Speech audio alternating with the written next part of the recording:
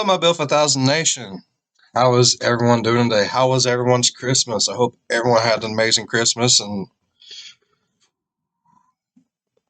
hope everyone ate too much, got too many presents, and made really bad decisions. Alright, we're back with another video. This one is Mr. Ballen's This Statue Will Kill You.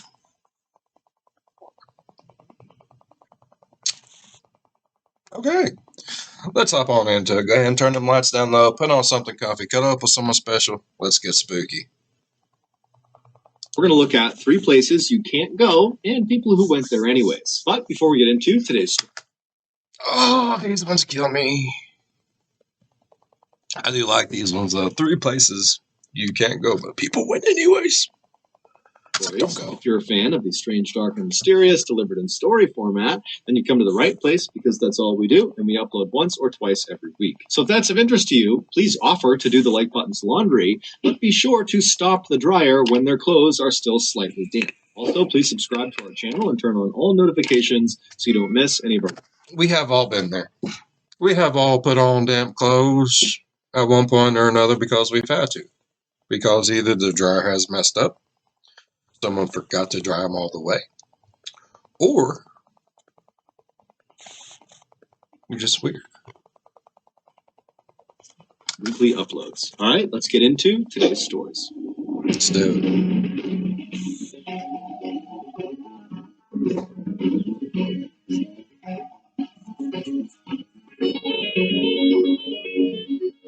In the fall of 2002, 19-year-old Gemma Houghton moved into her dorm room at the very prestigious University of Manchester in England to begin... That's pretty. Like, it looks like a castle. A Disney castle. Her freshman year. Her first couple of months at the school were relatively uneventful. She spent all of her time focusing on her studies, and so she really had not gone out and met any new people. But in early 2003, so about halfway through her freshman year, she was standing outside of her dorm when this boy she had never met before walked up to her and introduced himself. He was this tall, very handsome, very charming guy. He said his name was Ian Redmond. He was a senior at the school, and he in fact lived in the same building that she did, and so he just wanted to introduce himself. Now, Gemma was not looking for a boyfriend, but she was immediately attracted to Ian, and Ian would... Jesus, kiss me too. Later say the feeling was mutual. This chance encounter would ultimately blossom into a full-fledged romantic relationship, one that would ultimately lead to Ian 6 years later proposing to Gemma on Christmas Eve 2009. That same year they got engaged, the couple, who had diligently saved money for years and years and years, were able to pool their money and buy a house together. It was not a very nice house. It was a fairly beat-up cottage in this little town in England that would need a lot of work, but Ian and Gemma were actually very excited to do the work. They looked at this as an opportunity to make the house exactly the way they wanted it, and it was a chance for them to spend some quality time together. So for the next 2 years, during all of their free time, Ian and Gemma would work on their home, and then finally in August of 2011, right before their actual wedding day, they finished the renovation. Their home is done. And so they get married, and then literally right after their wedding, instead of going right into a honeymoon, they just moved right into their dream home that night. And so for the next couple of days, the newlyweds got to enjoy being husband and wife for the first time inside of their dream home, and then it was time to go on the honeymoon. In addition to having set aside money for the down payment on their home, the couple had also set aside money for this honeymoon. They wanted it to be an amazing vacation. And so what they decided to do for their honeymoon was to go to Seychelles, which is this island nation in the Indian Ocean, which many say has the most beautiful beaches in... I was about to say that was a beautiful place. Oh God. Honeymoons. Man. The world. So on August 10th, the couple hops on a plane and they fly to Seychelles. And when they land, they check into their resort, which is this unbelievable place that overlooks this perfect beach with white sand and crystal clear waters. And then after getting checked in, the couple goes down to a restaurant. And that was a real photo of a beach there. It might not have been the beach, but it was a real photo of a beach. And it was beautiful. restaurant and they're having a bite to eat. And as they're sitting there, they're probably thinking to themselves, this is going to be the best vacation ever. During the first week of their trip, the couple was very active, spending lots of time exploring the island and going out on different excursions and going to lots of restaurants. They were just all over the place. And so come Tuesday, August 16th, which was the start of their second week and final week of this honeymoon, the couple was kind of tired from all the activity. And so they decided they would just have a lazy day at the beach that day. And so the couple grabbed their swimsuits and their towels and their chairs, and they left the resort and headed down. Oh, we've all been on those vacations. Like halfway through the vacation, you need a vacation. Down to the beach. It's sad, eh? Like you go on vacation, even if your vacation went like extremely well, and you get back, and you know you're not tired. You get back, you're just like, oh god, I need a vacation.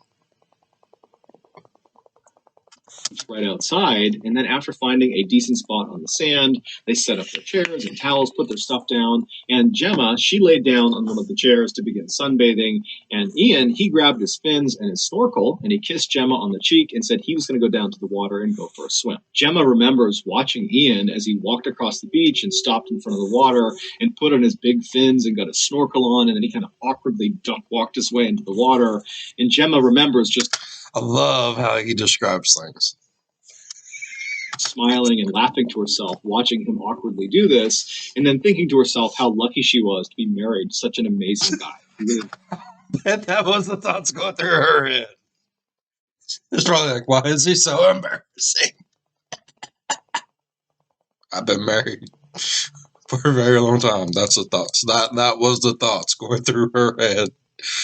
loved him so much. After Ian had finally gotten into the water and had begun his snorkeling journey, Gemma laid back and began to doze off to sleep. A little while later, though, Gemma suddenly woke up to the sound of what almost sounded like someone sneezing really, really loudly.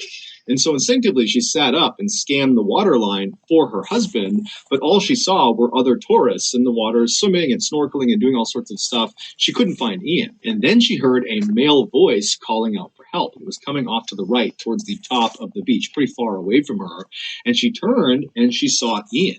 Ian was about 60 feet off of the sand, so he's well out into the water, and he appeared to be kind of hunched forward with his arm kind of in the water, and he's waving his other arm in the air. It was like he was stuck on something, and before Gemma could get up and run to him or help him in any way, Ian just begins to scream at the top of his lungs. When Ian began screaming, there was a surgeon who was also on vacation at this beach who was in a boat near where Ian was.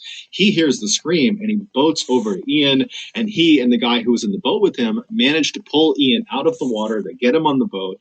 And Ian is alive and he's conscious, but he is missing his entire left arm. He's missing the majority of his left thigh, and there was a huge chunk missing from his midsection. It would turn out Ian had been attacked by a bull shark, one of the most aggressive sharks in the world. That sneezing sound that Gemma had heard that had startled her awake was the sound Ian had made through his snorkel when the shark bit down on him. The surgeon rushed Ian to the shore and pulled him out and got him onto the sand and began trying to save his life. At the same time, Gemma had come running up the beach and she managed to push through the quickly forming crowd, and she drops down next to her husband. And Ian, at this point, is alive and he's conscious. He's very badly hurt, but he's looking up and he's clearly making eye contact with Gemma, and Gemma, she's looking down at her husband and she's making clear eye contact with him, and they don't really say much. It was like this horrible moment where all they could do was just be in the moment together.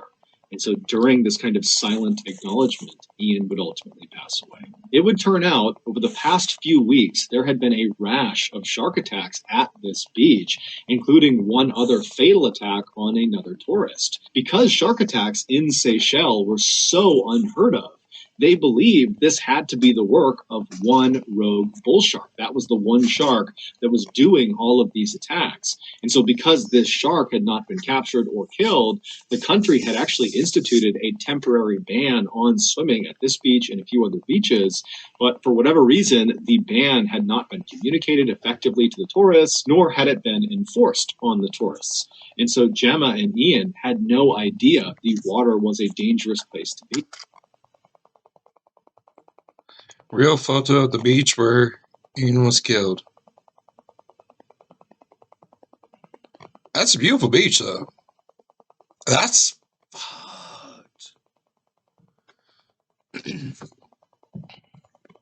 I mean, shouldn't like number one thing you do be like start putting up signs at these beaches? That way, even if you don't get a chance to communicate it with the tourists can read the freaking sign. And if they can't read, then there should be one with a picture with, a dude swimming with a cross through it, like no, as in no swimming. And probably didn't do it because they knew it ruined the tourist attractions. Their money would plummet, and little bitches. Sorry, that stuff irks me so bad. Not so much okay, yes, it really sucks that he's dead. It does. Any life taken before its time is horrible, is tragic, but the fact that it could have been stopped, the fact that it could have been prevented, the fact that if there was signs up anywhere, that man would probably still be alive. Do your job, peoples. They just looked out and saw other tourists Not you swimming peoples, around those and peoples. believed it was totally safe. And in reality, it obviously wasn't. Gemma would quickly return to England, and she would host her husband's funeral in the same church she and he had been married in 10 days earlier. Before we get into our next story, I want to talk about That's horrific. today's sponsor, Current. Have you ever felt like everyone around you has a weirdly deep understanding of their personal finances? They're investing in the stock market, they have 401ks and Roth IRAs, they're buying crypto and NFTs and Ethereum, they got all this stuff going on, and you're like, I have a bank account? If that's you, then you're like me.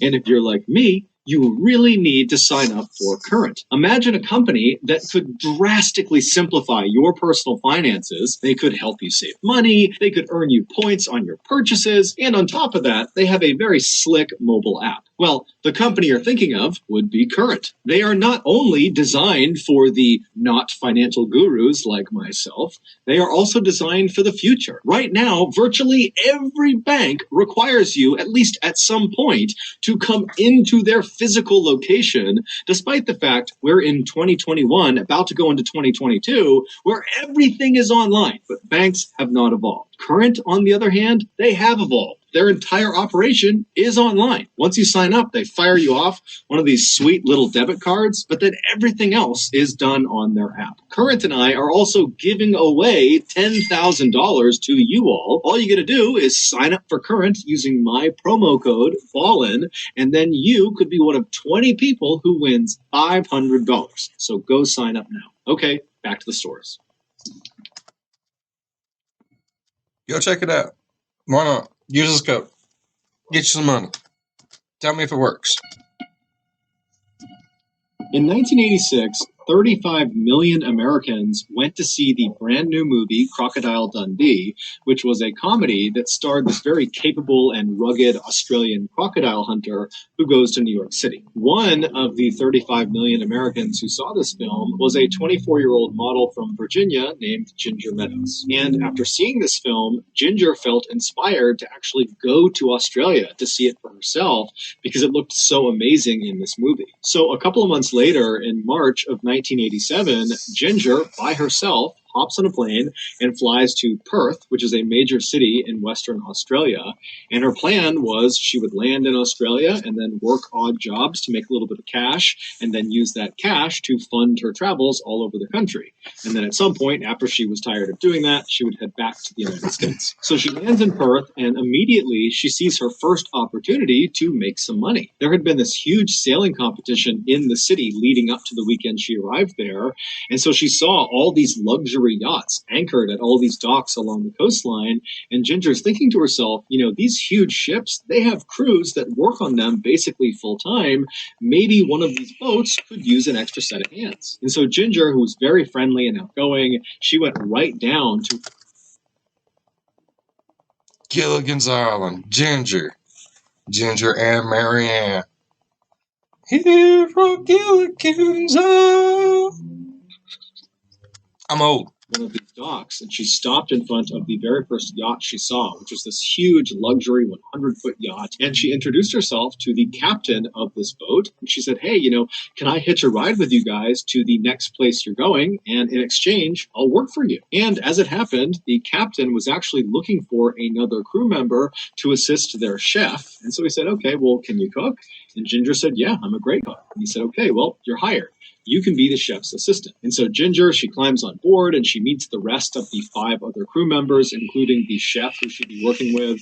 And the chef's name was Jane, and those two had become very close. And then shortly after Ginger had come aboard, the captain cast off their lines and they headed out to sea. Their next stop was going to be New Guinea, which was roughly 14 days of travel away. After about a week at sea, the captain realized they were dangerously low on fresh water. And so he decided to take a detour and turn east and head inland along this river system that would bring them to this large freshwater pool, which he also knew had this huge waterfall that dumped down into it.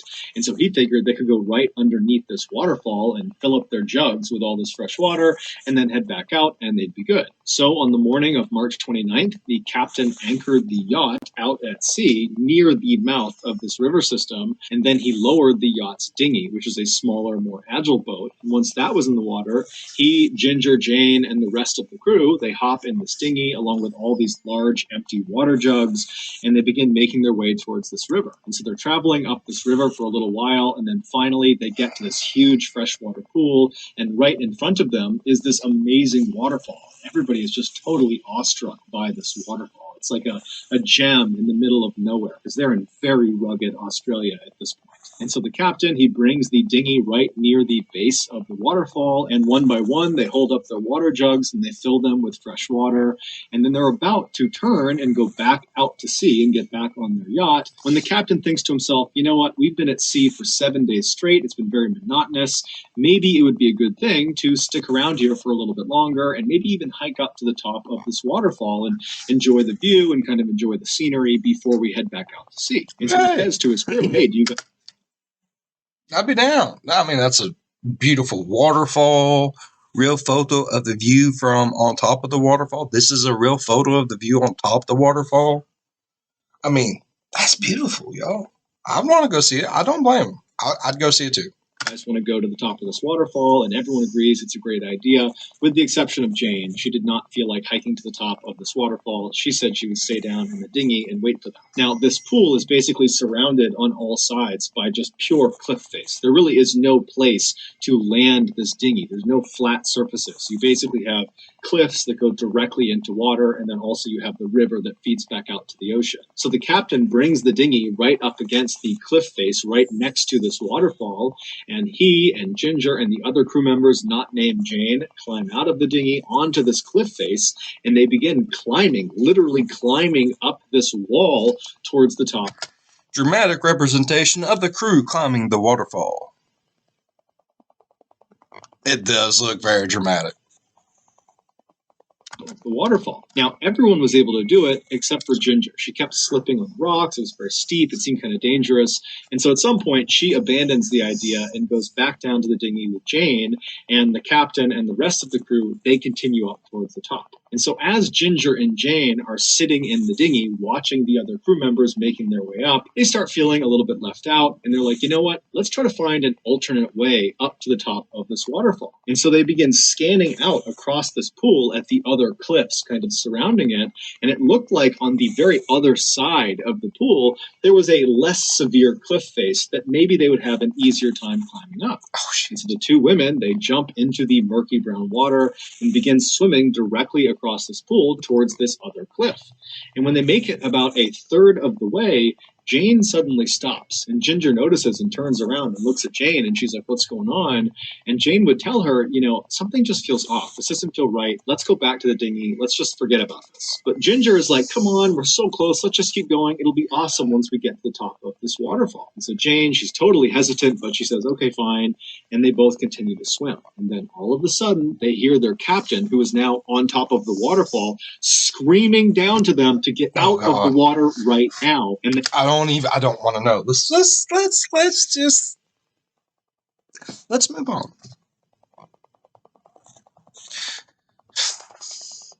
What eats them? Something's going to eat them. They notice he is pointing down at the pool in a direction slightly away from where they were. And so they're looking up at him and they're following his finger down to the part of the pool he's pointing at. And they see there is this tidal wave of water coming towards them. It is a 12-foot-long saltwater crocodile that has noticed them, and it is charging straight at them. Now, Jane and Ginger knew they were too far away from the dinghy. Oh, no, that's going to hurt. To be able to swim to it before this crocodile was going to reach them. No, they're screwed. So their next best choice. Can't, like, crocodiles and alligators swim like 30, 40, 50, 60 mile an hour in water? Am I wrong? Is that just like some kind of bullshit number that just popped up in my head? I'm not Wikipedia. I don't know. This was just to turn and swim towards the nearest cliff face. Because again, there is no place to get out of the water. There's only cliffs. And so they swim towards this cliff face, which is right on the edge of the bottom of the waterfall. And so water is landing on them and they... Dramatic representation of Ginger left. So, there. And Jane right. There. So the one looking back at us is Jane. The one with her head pointed towards us is Ginger. From what this says. That does look very dramatic. Reach the cliff face and they're trying to climb up and pull themselves out of the water, but there's nowhere to grab onto. It's all totally slick. There's no good handholds. And so all they have is this little ledge that is in the water that they're standing on, but they're still halfway into the water. And so after they struggle for a minute trying to pull themselves out of the water and they realize they can't do it, they both just turn around and they lock arms and they look out through the water that's falling down in front of them into the pool. And they see this crocodile has followed them and it is now stopped right on the other side of the water that's falling down. And it's just staring at them with its mouth wide open. And the two women are looking at it. They don't know what to do. And the captain and the other crew members, they see what's going on. And they're trying to climb down as fast as they possibly can to try to rescue them. But it's going to take several minutes at least before they get down to the dinghy. And so Jane and Ginger, they're totally aware of this. And they're just staring at this crocodile, screaming at it, trying to get it to go away. And at some point, the crocodile does just close its mouth and sink below the surface. But now they don't know where it is. And this causes Ginger to completely panic. And she lets go of Jane's arm and she dives into the water off to the right and attempts to swim away from the crocodile back over to the boat. But Ginger only made it 2 strokes before the crocodile suddenly reemerged underneath her and grabbed her by the waist and pulled her under the water. Jane is just standing there watching all of this happen in front of her. She has no idea what to do. The crew is still not down in the dinghy, so she's totally stranded. And she's just staring at the area where Ginger has been pulled below the surface. And just seconds after she's been pulled under, the crocodile re-emerges with its head pointed towards Jane. And in its jaws is Ginger. And Ginger's got her arms up over her head. She's wide-eyed, and she's looking right at Jane. And Jane makes eye contact with her, but there's nothing she can do. And she just watched as Ginger again was pulled back under, and this time she did not come up again. Ultimately, Jane would be rescued from the ledge. The crew would get down to the dinghy, they'd swing over, they would pick her up, and then about 2 days later, they would find what was left of Ginger's remains. It would turn out the captain was well aware of the threat the crocodiles posed in this river, and he had told his crew, Ginger and Jane included, about this threat, and that at no point should anyone get in this water. But of course, his warning went unheeded.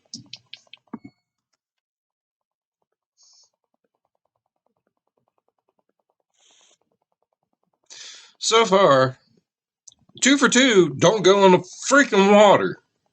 Period. Sharks will eat you. Gators will eat you.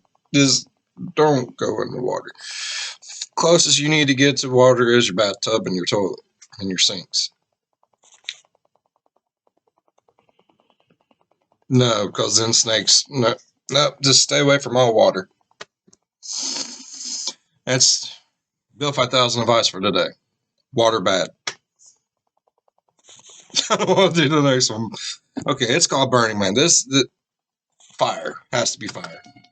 So help me God, if someone's on fire and he runs in the water and gets eaten by something, I'm shitting myself. If you Google the words Burning Man and you click on images, you'll see lots of scantily clad and somewhat wild looking people roaming around the Nevada desert on strange looking bikes. And in the background, you'll see all these huge, bizarre statues of aliens and robots and animals. And these statues are often draped in more wild looking people, or these statues are on fire, and these wild looking people are dancing and rejoicing all around the flames. Based on these images, you might think Burning Man is just some totally weird substance-fueled party out in the middle of the desert. And while that is true to some degree, it's not totally accurate. Burning Man is not a party. It's actually an experiment that 70,000 people from all over the world participate in every year. The question this experiment is trying to answer is, can a random segment of the population come together and build a community out of nothing in the middle of nowhere? And can they do it while knowing at the end of Burning Man, which is always 9 days long, everything they built, the sculptures, the shelters, everything will be torn down and destroyed and erased from the planet as if it had never been there in the first place. And amazingly, year after year after year, the answer to this question is yes. Yes, they can. As soon as these 70,000 people descend on this small section of the Nevada desert, they immediately get to work helping each other, building their own sites. I mean, these people largely don't know each other, or in many cases, they don't even speak the same language, but they're showing up with this shared desire to build this temporary community. And so they begin seamlessly working together. And while shelters are being stood up all over the place, other attendees will pull out instruments and form impromptu bands, and then the artists of the group will get together and begin building these kind of strange sculptures. And so very quickly, within only a few hours, every year in Burning Man, this plot of barren desert turns into this beautiful otherworldly utopia full of totally happy and fulfilled and excited strangers. But in 2017, the utopia that was created at that Burning Man was shattered by one man. His name was Aaron Joel. In 2017, Aaron Joel was a tall, handsome, 41-year-old free spirit who, from the time he was just a little kid, had this sort of restless energy about him. He always needed to be out doing stuff. He could never sit still.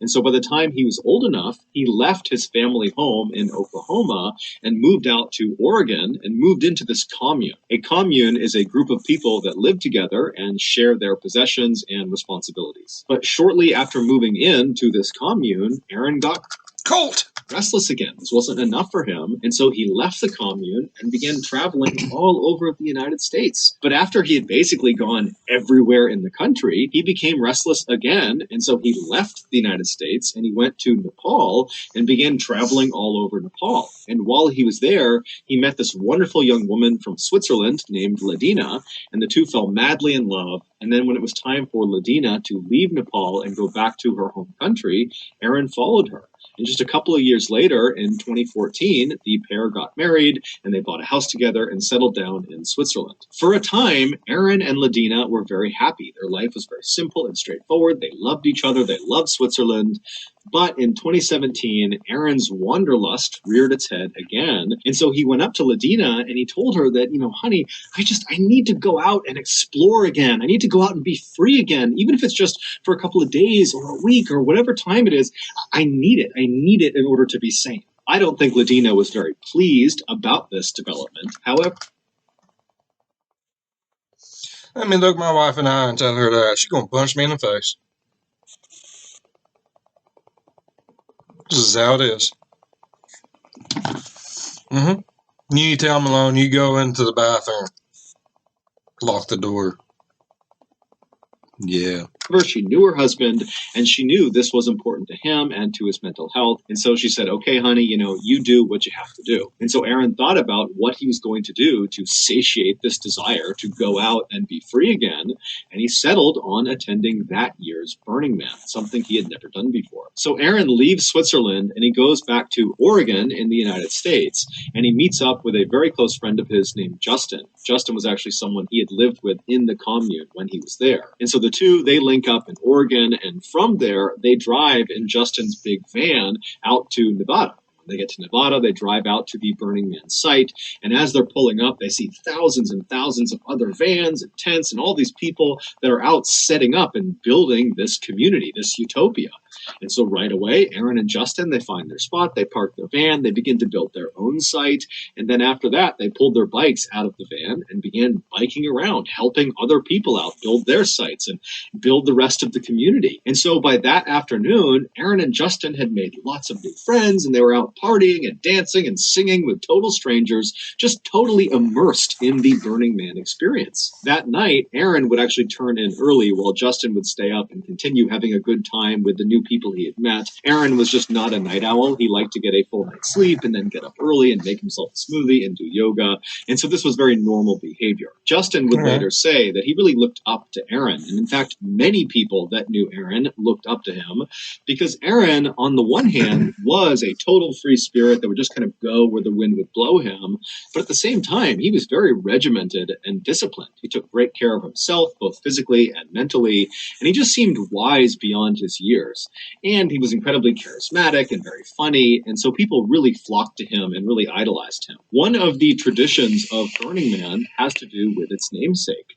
Towards the end of every Burning Man, they will build this 40-foot tall wooden man effigy, and they will burn it to the ground, hence the name Burning Man. And so on the night of the so-called man burn, Aaron told Justin that he was not going to turn in early that night, that instead he was going to stay up and watch the spectacle of this effigy being burned to the ground. Justin was really excited about it, and so was Aaron. This is where everything goes to shit. Guarantee it. And so that evening, Aaron and Justin met up with their new... That's funny, though. The first two, water deaths. Gator, shark. This one's by fire. Fire.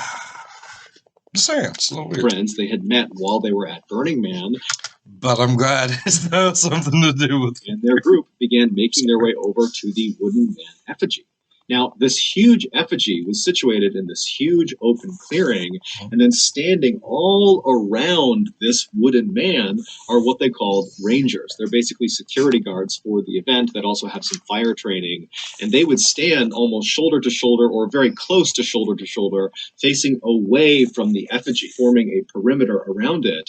And the rangers' job was to prevent the crowd of 70,000 people from getting too close to the effigy when it was on fire, because it's obviously a huge hazard. And so Aaron, Justin, and their friends, when they got to this clearing and saw the effigy, they would have seen thousands and thousands of event attendees converging on this effigy, getting as close to the rangers as they possibly could on all sides. And so Aaron and Justin and their friends, they make their way up to one particular section of this crowd, and they begin fighting their way through all these people, trying to get as close to the rangers as they possibly could because they want a good view of this man burn. And then once they were satisfied with their view, they just stopped and waited for the effigy to be lit. But before the effigy was lit, Aaron would turn to Justin and say, hey, I have some friends from Switzerland who are here right now. They're on the other side of the effigy, on the other side of the crowd, and I'm going to go see them right now. And so Justin was totally bummed that Aaron was going to be leaving right before this thing was lit because he wanted to experience this with Aaron. But he said, okay, no problem. I'll see you hopefully, before this thing gets lit, or, I'll see you after this burn is done. And so Aaron departed the group, and Justin watched as he kind of disappeared into the crowd. And then Justin turned his attention back towards the effigy. And a little while later, when the sun had gone down and it was totally dark out and the crowd was totally electric as they're waiting for this thing to light, finally they did. They lit the effigy. As soon as it went up in flames, the crowd of thousands and thousands of people roared with excitement. And this whole time, Justin is totally amazed by what he is watching, but he's also scanning the crowd, kind of hoping that Aaron will eventually pop back up. But at this point, the crowd is so massive and everyone's so tight together that Justin is really not expecting Aaron to come back over to where he had been. It just didn't seem possible. And so this huge wooden man effigy goes up in glorious flames, and everyone's so amazed by it. And then eventually the flames begin to dwindle down as the structure continues to burn lower and lower to the ground.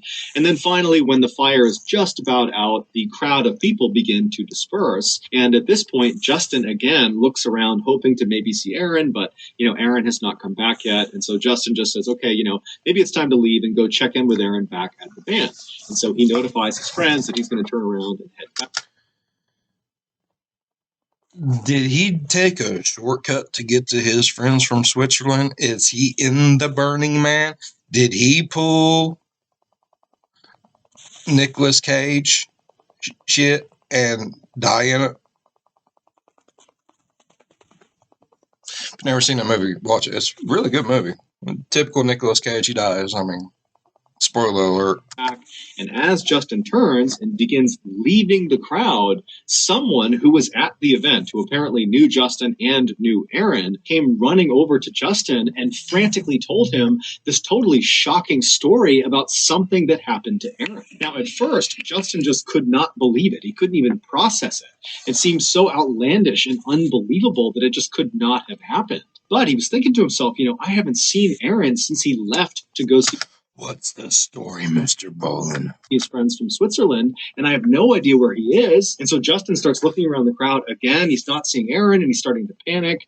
And so finally, Justin just turns and starts running back towards his van in hopes that Aaron is going to be there. But when he gets back to his van, Aaron is not there, and there's no sign that Aaron has been back after they had left for the man burn. It would turn out that shocking story Justin had been told about Aaron was true. This is that shocking story. After Aaron told Justin that he was going to go to the other side of the crowd and spend some time with his friends from Switzerland, he disappeared from the group and he made his way over to that far side of the crowd. But we don't know if he actually met up with friends from Switzerland or if that was just some cover to get away from Justin and the other people he was with. But regardless, at some point, Aaron made his way over to the other side of the effigy, away from Justin and away from his other friends. And once he was over there, he pushed his way towards the front of the crowd until he was right in front of the Rangers with front row seats of the effigy.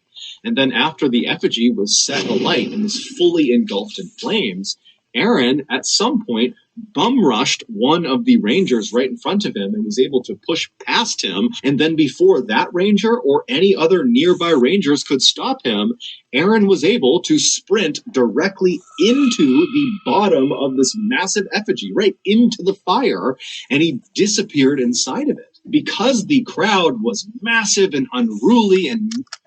What? He ran into it after it was already on fire. Okay, look. Whoa. I was thinking like he ran over and like tried to cut through the middle or something and fell down. And then but it was already on fire and he ran into it. Many people were under the influence of drugs or alcohol or both. Because of all of that, even though Aaron is running into the fire right in front of them, it was like nobody noticed. Everybody was in kind of their own worlds, and it's dark out, there's this fire. I mean, there's so many distractions that really nobody noticed this happening besides the Rangers that were immediately affected by Aaron running past them and some of the people that were right at the front of the crowd watching as Aaron did this. And so this is why Justin and the rest of his friends had no idea this had happened, despite the fact they were watching this fire as this was happening. Aaron would ultimately only be inside of the flames for 12 seconds before the Rangers were able to go inside and pull him out. But by that time, it was already too late. Aaron would be rushed to the hospital, but he would die that night. It would later be determined that Aaron was completely sober at the time he decided to run into the Burning Man, which means he was of clear mind when he just... What the fuck? Sorry. What? Sorry. What? He was sober? He ran into a 40-foot burning dude? Sober? decided to do this. And so it was determined that his death had to be a suicide. However, his family and his friends and anybody who knew him are just totally not buying the idea that he decided to commit suicide, especially like this. It just didn't make any sense. This is not something Aaron would have done. He was acting totally normally. His behavior was not erratic. Something else.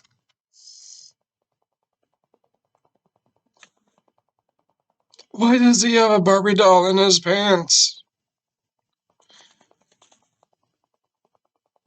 Why does he have a Barbie doll in his pants?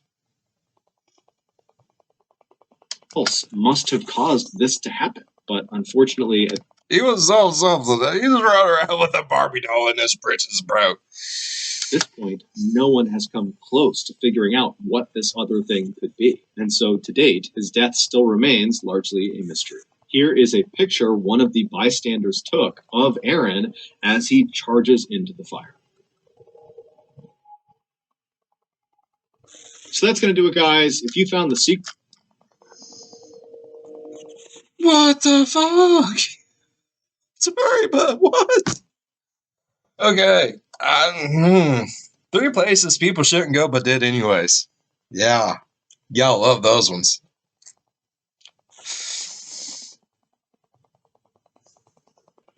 Once again, like, goosebumped. I don't know why. Like, I don't like the fact that dude just ran into the Burning Man for no reason. Don't ever run into something that's on fire. It's not smart. Alright. If you're a fan of the spooky, scary, strange range, think about subscribing. If you enjoyed today's video, think about leaving a thumbs up. Alright. Hopefully, everyone had a very great Christmas, a very good holiday season. New Year's Eve and New Year's Day is right around the corner. So, everyone be safe. And as always, be good to one another. I'll see you in the next one. Bye-bye.